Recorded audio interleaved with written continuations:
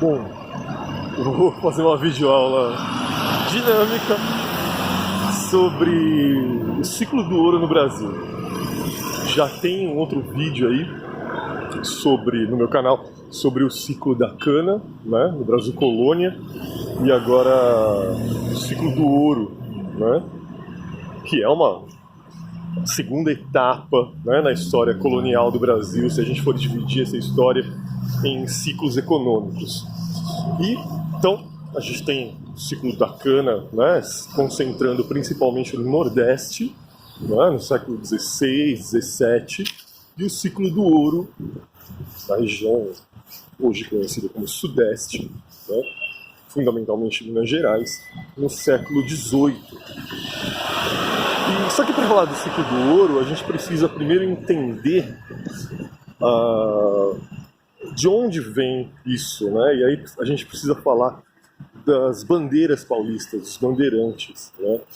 Que é tratar basicamente de uma particularidade, de uma especificidade dos habitantes de São Paulo, né? Durante o período colonial.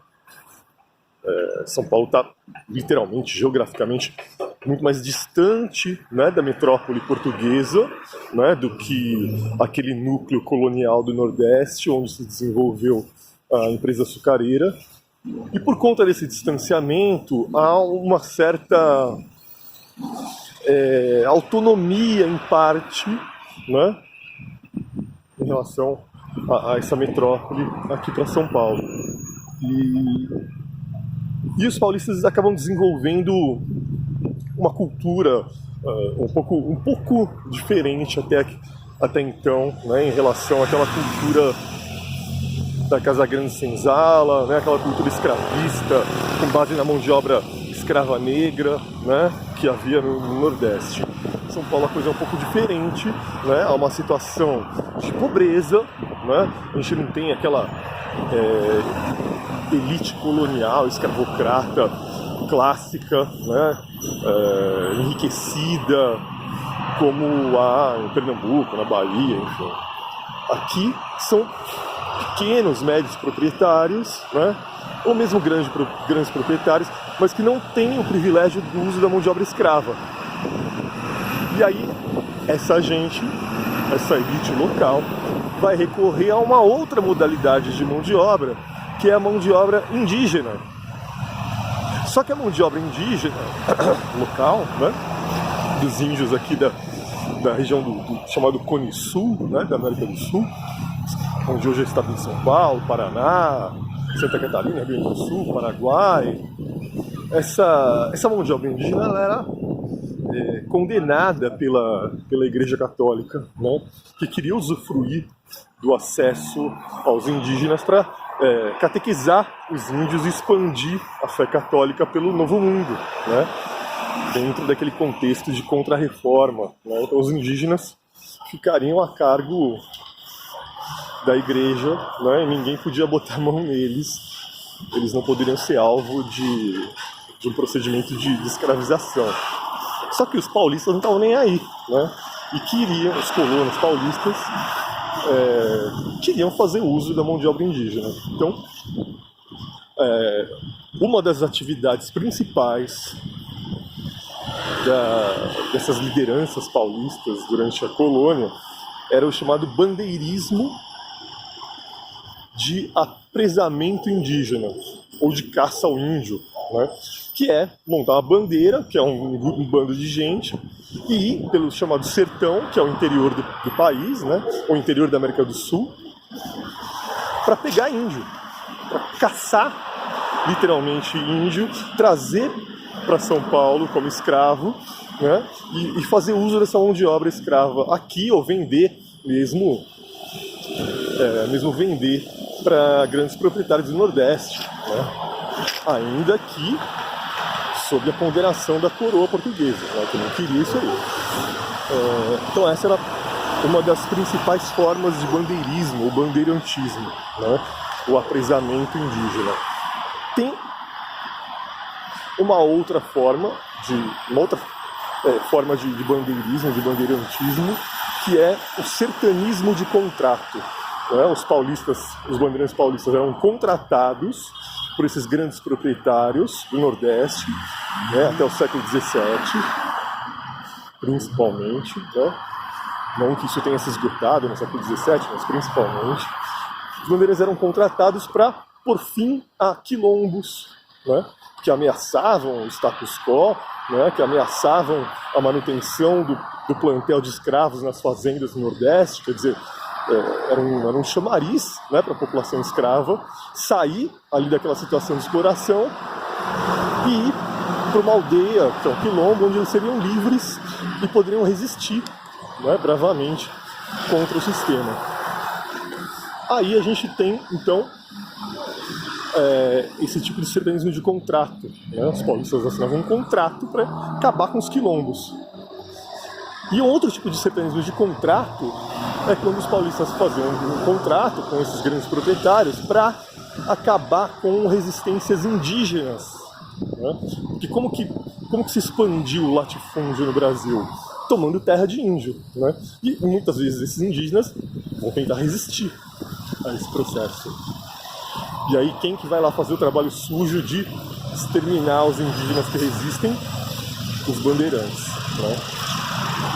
E uma terceira modalidade de bandeirismo, né? Quer dizer, o apresamento indígena, o sertanismo de contrato, que se divide em dois, como eu expliquei, e a terceira modalidade do bandeirismo, que é o quê? Ir atrás de minérios preciosos, principalmente o quê? Ouro. Então, os bandeirantes sempre tiveram esse sonho de encontrar ouro, né, no território brasileiro. Os portugueses sempre tiveram esse sonho de encontrar ouro no território brasileiro, até porque na parte espanhola da América tinha muito, muito ouro. E os portugueses falaram, porra, não é possível que tem ouro pra caramba no Peru, no México, prata na Bolívia, mas de muita, e no Brasil não tem nada? Não é possível. Então, havia esse interesse de procurar ouro no território que cabia a Portugal, a América Portuguesa, né? E quem vai fazer isso historicamente, né? Quem vai realizar essa tentativa de encontrar ouro vão ser os bandeirantes paulistas. Tentam, até que na virada do século XVII para o XVIII se encontra, né, imensas jazidas de ouro na região de Minas Gerais. E a partir daí é uma disputa, inclusive, né, para ver com quem que vai ficar o ouro, né, com quem que vai ficar aquela região tão rica em ouro, Minas Gerais, né, uma disputa entre os descobridores do ouro, os paulistas, os bandeirantes paulistas, e a coroa portuguesa, né, que fala, porra, esse território é a América Portuguesa, que pertence ao rei de Portugal, pertence a Portugal. E os paulistas falam, não, tio, nós que descobrimos o bagulho é nosso, você é louco? Aí rolou uma treta chamada Guerra dos Emboabas, para ver quem que ia ficar com o ouro, quem que ia ficar com a região das Minas. São Paulo, obviamente, perdeu. E o ouro não ficou com os paulistas. E a região das Minas foi desmembrada, né, daquela área que pertencia a São Paulo, e a coroa portuguesa passou a ter um controle, uma fiscalização mais efetivas, né, do Brasil a partir de então. Afinal de contas, agora tem ouro, né, para você tomar de nós, tirar do Brasil. E aí então se inicia o ciclo do ouro na virada do século XVII para o XVIII, né? E o ciclo do ouro, então, ele vai deslocar o eixo econômico, o centro econômico da colônia, lá do Nordeste, onde era o ciclo da cana, né, para o centro-sul, a região das Minas Gerais, né? Então, a gente tem essa primeira questão aí, que é o deslocamento do eixo econômico do Nordeste para o centro-sul. Outra questão importante é que o ouro, ele modifica algumas relações econômicas e sociais importantes, né, na história do Brasil, que é o seguinte: com o ciclo da cana, o nosso comércio ele era eminentemente externo, né? O Brasil produzia cana, essa cana ia para aquele esquema Portugal, Holanda, né? Era isso, o Brasil produzia para fora, né? A produção agrícola para fora. Com o ouro, o Brasil mantém esse projeto exportador, né, de riquezas, mas começa a se desenvolver também, além desse mercado externo, um mercado interno, né? Porque onde tem ouro tem riquezas, tem mercado consumidor.